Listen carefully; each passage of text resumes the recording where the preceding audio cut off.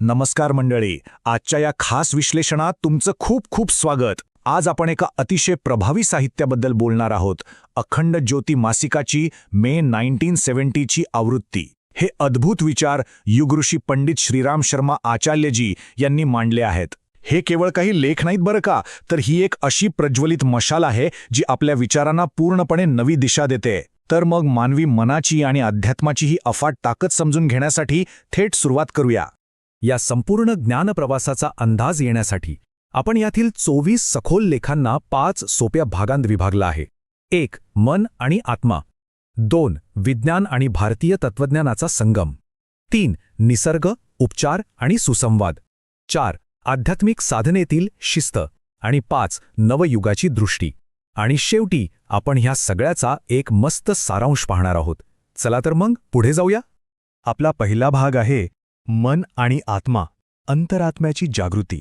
हा भाग मानवी अस्तित्वाचा मूळ गाभा आणि आपल्या मनात लपलेल्या अमर्याद शक्तीवर पूर्णपणे प्रकाश टाकतो. आता याकडे लक्ष द्या. इथे जीवनाचा तात्विक अर्थ आणि मानवी मेंदूची चमत्कारिक शक्ती या दोन गोष्टींची अतिशय सुंदर सांगड घातली आहे. आपण आजच्या या धावपळीच्या आयुष्यात नेहमी बाहेर उत्तरे शोधत असतो, बरोबर? पण हा मजकूर आपल्याला अगदी स्पष्ट सांगतो की खरी ताकद आणि जीवनाचा अर्थ आपल्या आतच दडलेला आहे. हे फक्त एखादं तत्त्वज्ञान नाहीये, तर हे असं विज्ञान आहे जे एकदा का आपण समजून घेतलं की रोजच्या आव्हानांचा सामना करण्यासाठी आपल्याला एक प्रचंड ऊर्जा मिळते. आणि हे पहा, इथे एक अतिशय सुंदर विचार मांडलाय. कोणताही त्याग कधीच निष्फळ ठरत नाही. याचा अर्थ असा की आत्मशोधाच्या प्रवासात आपण जो काही आंतरिक संघर्ष करतो, जो त्याग करतो, तो कधीही वाया जात नाही. त्याचे शाश्वत परिणाम आपल्याला मिळतातच. विचार करा, जेव्हा आपण एखाद्या चांगल्या ध्येयासाठी धडपडत असतो तेव्हा कदाचित लगेच यश दिसत नाही, पण आपला तो संघर्ष भविष्यात नक्कीच सकारात्मक फळ देतो. हे खरंच खूप ऊर्जा देणारं आहे. आता दुसऱ्या भागाकडे वळूया. विज्ञान आणि भारतीय तत्त्वज्ञानाचा संगम, दोन जगांना जोडणारा दुवा. प्राचीन भारतीय ज्ञान आणि आधुनिक विज्ञान यांचं हे कनेक्शन कसं जुळतं हे पाहणं खरंच खूप रंजक आहे. आता इथला सर्वात महत्त्वाचा मुद्दा म्हणजे या मासिकात आत्म्याला केवळ एक कविता किंवा कल्पना मानलेलं नाही, तर अणुविश्लेषणाचा आधार घेऊन सूक्ष्म शरीराची चक्क वैज्ञानिक रचना समजावून सांगितलीय. आहे की नाही आश्चर्यकारक? भौतिक विज्ञानाच्या पुढे जाऊन विचार करण्याची ही एक खूपच नाविन्यपूर्ण दिशा आहे.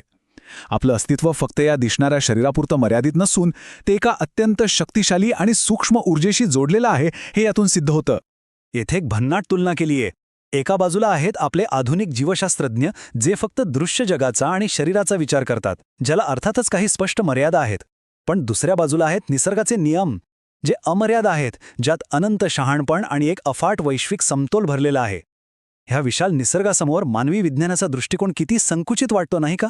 म्हणूनच आजच्या काळात निसर्गाच्या या अफाट बुद्धिमत्तेचा आदर करणं आणि त्याच्या नियमांशी सुसंवाद साधणं किती गरजेचं आहे हेच आपल्याला इथे पाहायला मिळतं. आणि यातूनच आपण नैसर्गिकरित्या तिसऱ्या भागाकडे येतो. निसर्ग, उपचार आणि सुसंवाद, सर्वांगीण जीवनशैली. इथे संपूर्ण भर निसर्गाची उपचार करण्याची ताकद आणि संगीताची महानता यावर दिला आहे. इथे एक अतिशय विचार करायला लावणारा विरोधाभास मांडलाय. एका बाजूला संगीतातली आणि निसर्गातली शांत, आजार बरा करणारी शक्ती आहे, तर दुसऱ्या बाजूला अनेकदा आधुनिक उपचारांच्या नावाखाली होणाऱ्या हिंसक आणि अत्यंत क्रूर प्रक्रिया आहेत. विचार करा, आज शारीरिक आजार बरे करण्यासाठी आपण किती आक्रमक उपचार घेतो. त्याऐवजी ध्वनी, निसर्ग आणि संगीतासारख्या शांत आणि नैसर्गिक पद्धतींचं महत्त्व इथे प्रकर्षाने अधोरेखित केलंय. खरंच हे खूप लॉजिकल वाटतंय. आणि यातूनच एक अतिशय थेट आणि मनाला भिडणारा प्रश्न समोर येतो. जेव्हा सगळीकडे फक्त विनाश आणि हिंसेची चर्चा होत असते, तेव्हा आपण आपला फोकस जीवनाचं संगोपन करण्यावर आणि त्याला फुलवण्यावर नको का ठेवायला? आजूबाजूचा ताणतणाव आणि पर्यावरणाची स्थिती पाहता हा 1970 सालचा विचार आजच्या काळातही 100% लागू पडतो. आपण आता जीवन फुलवण्याकडे लक्ष द्यायलाच हवं. आता जाऊयात चौथ्या भागाकडे, आध्यात्मिक साधनेतील शिस्त, साधनेचा मार्ग. हे जे उच्च तत्त्वज्ञान आपण आतापर्यंत पाहिलं, त्याला प्रत्यक्ष कृतीत आणि शिस्तबद्ध साधनेत कसं आणायचं हे आपण या भागात पाहणार आहोत. आता ही संकल्पना खूप छान आहे. इथे शिस्तीला किंवा कडकपणाला कोणतीही शिक्षा मानल्या गेलेलं नाही, तर ती आध्यात्मिक यशाकडे जाणारी आणि स्वतःची पात्रता सिद्ध करणारी एक आवश्यक पायरी आहे. बऱ्याचदा आपल्याला शिस्त म्हणजे बंधन वाटतं, बरोबर? पण हा दृष्टिकोन आपल्याला सांगतो की कठोर परिश्रम आणि सततचा सराव हीच खऱ्या यशाची चावी आहे. या प्रक्रियेतून तावून सुलाखून निघाल्याशिवाय कोणतंच ध्येय गाठता येत नाही. पण एक मिनिट, इथे नुसती कठोरता नाहीये. या कडक शिस्तीच्या दरम्यान एक मोठा दिलासाही दिलाय. खऱ्या संतांची दया आणि ईश्वराची कृपा सर्वांवर समान असते. हे किती छान आहे ना. जेव्हा आपण जीवनाच्या कसोटीवर थकून जातो किंवा निराश होतो, तेव्हा ही जाणीव आपल्याला खूप मोठा आधार देते. तुमच्या प्रामाणिक प्रयत्नांना नेहमीच ईश्वरी कृपेची जोड मिळत असते, हे नक्की. आपला 5वा भाग आहे नवयुगाची दृष्टी, जागतिक परिवर्तनात भारताची भूमिका. चला पाहूया, मानवतेच्या भविष्यासाठी हा एक किती भव्य आणि प्रेरणादायी दृष्टिकोन आहे. या मासिकात काळाची एक अतिशय स्पष्ट रेषा मांडली आहे. भारतीय संस्कृतीची मूल्य जागतिक स्तरावर कशी विस्तारत आहेत आणि ईश्वरी हस्तक्षेपाने एका नव्या युगाची सुरुवात कशी होणार आहे हे यात दाखवलंय. हे फक्त भूतकाळाचं कौतुक नाहीये, तर आज आपल्या मूल्यांचा जो जगभर प्रसार होतोय त्या आधारावर भविष्यातील एका उज्ज्वल आणि सकारात्मक जगाची खात्री यात दिली आहे. आणि इथे येतो एक खूप महत्त्वाचा टप्पा, योग निर्माण प्रक्रिया. मंडळी, ही फक्त कोणतीतरी निष्क्रिय भविष्यवाणी नाहीये ज्याची आपण नुसती वाट पाहत बसायची, तर ही समाजाची एक सक्रिय आणि नैतिक पुनर्बांधणी आहे. यात आपल्या सर्वांचा सहभाग खूप महत्त्वाचा आहे. कोणीतरी बाहेरून येऊन बदल करेल यापेक्षा प्रत्येकाने स्वतःमध्ये सुधारणा करून समाजाच्या प्रगतीत हातभार लावणं हेच यातून अपेक्षित आहे. या नव्या युगात सहभागी व्हायचं असेल तर प्रत्येकाने आपली सामाजिक जबाबदारी ओळखून ती पूर्ण करायला हवी. नुसते विचार करून काही होणार नाही, तर कृतीतून समाजसेवा घडायला हवी. आपण आज अनेकदा स्वतःपुरता विचार करतो, पण हा विचार आपल्याला समाजाप्रती असलेल्या आपल्या मोठ्या कर्तव्याची अगदी ठळकपणे आठवण करून देतो. आपण सर्वांनी एकत्र येऊन भविष्यातील आध्यात्मिक वाटचालीसाठी स्वतःला सक्रियपणे तयार केलं पाहिजे. आता पोहोचलोय आपण शेवटच्या भागावर, अखंड ज्योतीचा सारांश, मे 1970 मधील मुख्य विचार. आत्तापर्यंत आपण जे काही सखोल ज्ञान पाहिलं ते थोडक्यात एकत्र करून समजून घेऊया.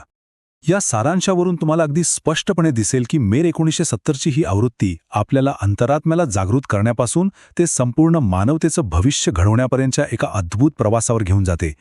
मनाची ताकद ओळखणं, निसर्गाशी जुळून घेणं, स्वतःला कठोर शिस्त लावणं आणि समाज घडवण्याची मोठी जबाबदारी स्वीकारणं, हे सगळे मुद्दे कसे एकदम अचूकपणे एकमेकांशी जोडलेले आहेत हे पाहणं खरोखरच थक्क करणार आहे. आणि जाता जाता या साहित्यातून आलेल्या एक सखोल विचार तुम्हाला देऊन जातो. हे सगळे आध्यात्मिक नियम जर आपण खऱ्या अर्थाने अंमलात आणले आणि मनाशी ही अफाट ताकद ओळखली, तर आपलं सामूहिक भविष्य किती अद्भुत रीतीने बदलेल नाही का? आजच्या या गुंतागुंतीच्या आणि ताणतणावाच्या जगात हे नियम खऱ्या अर्थाने आपल्याला रस्ता दाखवू शकतात. याच एका विचार करायला लावणाऱ्या प्रश्नावर आपण आजचं हे विश्लेषण इथेच थांबूया.